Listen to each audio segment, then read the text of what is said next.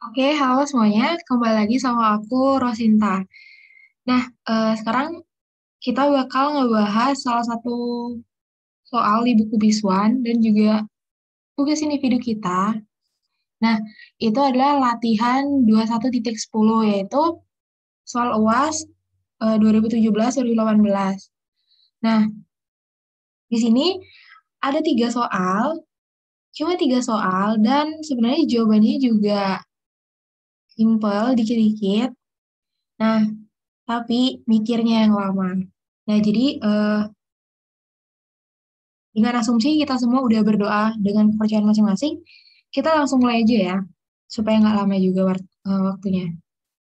Nah, jadi di sini yang pertama itu kita kan diminta untuk buat jurnal penyusunan atau koreksi pencatatan untuk perubahan metode kontrak jangka panjang sama atas mesinnya ini. Nah, oke, ada informasi apa aja nih? Nah, di sini kita dikasih tahu bahwa PT Dina ini dia itu eh mana tuh? Dia mau mengubah pengakuan pendapatannya. Yang awalnya dia pakai percentage of completion, dia sekarang ngerubah jadi cost recovery. Nah, jadi ini ada sebelum 2017 sama 2017. Nah, di sini disuguhin data terkait sama laba sebelum pajaknya, yang mana pajaknya itu 25%.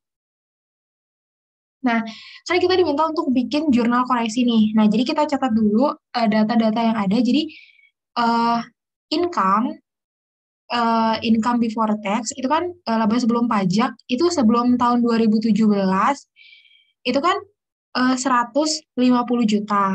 Dan laba sebelum pajak, kalau misalkan pakai percentage of completion itu kan 580 juta. Nah, kita cari selisihnya. Nah, ternyata selisihnya itu tuh lebih kecil gitu loh pendapatannya. Yang pertamanya kita mengakuinya itu pakai percentage of completion. Jadi kita ingat lagi kalau percentage of completion itu laba yang diakui itu lebih tinggi daripada cost recovery. Kenapa? Karena cost recovery itu dia mengakui pendapatan sebesar cost-nya kan. Nah, makanya di sini itu dia jadi lebih kecil gitu kan. Jadi cost recovery itu jadi lebih kecil jadinya. Makanya dia selisihnya itu minus, sebenarnya ini tuh menandakan bahwa laba itu lebih kecil gitu. Nah, kan labanya tuh menurun tuh sebesar 430 juta. Nah, terus kita masukin teksnya itu 25%. Berarti 430 dikali sama 25% itu sama dengan 107.500. Nah, kita cari selisihnya, dapatlah net of tax itu adalah minus 322,5 juta. Nah, berarti kita tinggal bikin jurnalnya aja. Jadi kan ini dia kan ada perubahan tuh, perubahan pendapatan. Jadi kan mengecil tuh, makanya pertama kita mengkredit si CIP-nya dulu, CIP sebesar 430 juta. Nah, terus kita mendebit RE-nya. RE-nya itu kan karena labanya mengecil, laba sebelum pajaknya mengecil, ya benar, laba sebelum pajaknya mengecil, maka eh, gininya juga mengecil kan, apa namanya, teksnya mengecil, terus juga sama net of tax atau net income-nya itu kan juga mengecil, makanya kita mendebit si RE gitu. Jadi RE-nya tuh senilai 322,5 juta. Nah, selisihnya itu masuk ke deferred tax asset gitu. Kalau sebelumnya kan kita kenal sama yang namanya deferred tax liability. Nah, di sini kita pakai deferred tax asset gitu karena di sisi debit gitu. Nah, itu untuk yang pertama di soal satu. Nah, sekarang kita masuk ke yang kedua di soal 1.2 di soal yang satu yang B ya. Nah, di sini kita dikasih data terkait sama, jadi perusahaan itu dia pada tahun 2013 silam dia itu beli mesin nih. Nah, yang mana harga belinya 250 juta, bea impornya 15 juta, uji cobanya itu 7,5 juta, dan pemeliharaan tuh 4,5 juta. Nah, di sini pada 2017 auditor internal yang baru menemukan ternyata semua biaya tersebut dibebankan pada tahun pembelian. dibebankan pada tahun pembelian semuanya, semua biaya. Nah, usia ekonomis mesinnya itu 20 tahun. Nah, kita diminta untuk bikin jurnal terkait sama mesin ini. Nah, pertama kita cari total cost-nya berapa, itu harga beli ditambah sama biaya impor ditambah sama uji coba. Nah, dapatlah totalnya cost-nya itu 272,5 juta. Nah, masa manfaatnya itu 20 tahun. Jadi kita cari nih depresiasi per tahunnya berapa. Tinggal 272,5 dibagi sama 20. Dapatlah 13 juta 625. Nah, terus dia kan dikasih tahu tuh, semua biayanya ini, semuanya itu dibebankan sebagai biaya. Berarti biaya yang udah dibebankan atas pembelian asetnya itu adalah 272.500. Semuanya ya, semuanya. Nah, terus sedangkan beban yang bisa menjadi, sedangkan beban yang seharusnya diakui di 2013 itu kan cuma depresiasi di tahun 2013 saja kan, senilai 13 juta 625. Nah, jadinya karena semuanya udah dijadiin expense nih 272.500, sedangkan yang yang seharusnya diakui itu cuma 13,625, berarti kan expense yang diakui itu kebesaran kan, senilai berapa sehingga selisihnya. Jadi 272 kurang 13 itu expense yang diakui itu overstated, terlalu gede gitu. Padahal cuma boleh 13 tapi dia mengakuinya 272. Makanya expense-nya itu overstated senilai 258 juta. Nah, kalau expense-nya overstated, maka net income-nya atau RE-nya bakal understated gitu. Nah, itu yang pertama dulu. Nah, terus ini kalau mau ngaliin aja, jadi kita tahu bahwa depresiasi di 2013 itu senilai 13.625. Nah, depresiasi di tahun selanjutnya itu 2014, 2015, 2016, itu kan 3 tahun tuh. Senilai ini 40 juta. Nah, 2017 depresiasinya juga sama karena 1 tahun gitu. Nah, terus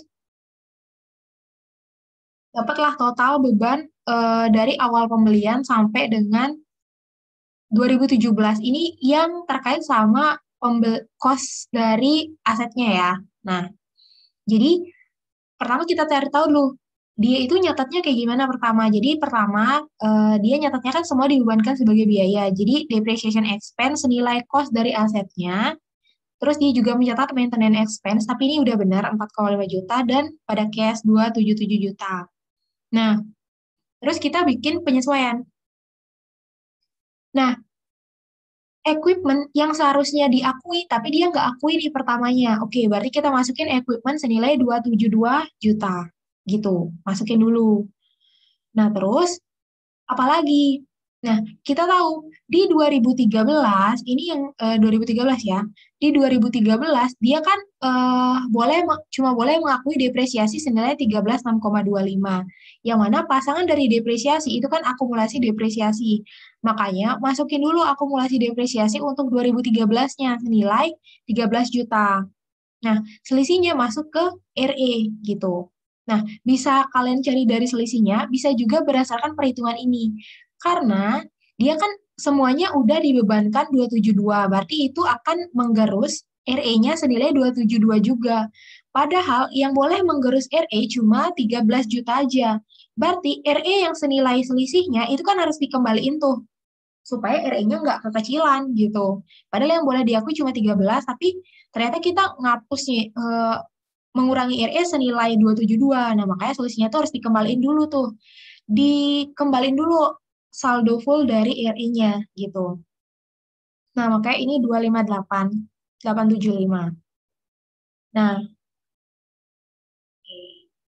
nah terus sekarang kita nyatet yang dari 2014 sampai dengan 2016. Kenapa? Karena sekarang kan 2017. Jadi kita catat yang sampai 2016 gitu. Nah, kan dia tuh sama kayak tadi sebenarnya. Jadi kan RE, bentar jangan dari situ deh. Ini dulu, dicatat dulu untuk 2017-nya. Ini kan depresiasi expense untuk 2017 kan. Jadi depreciation expense senilai berapa yang bisa diakui di 2017, yaitu senilai 13 juta.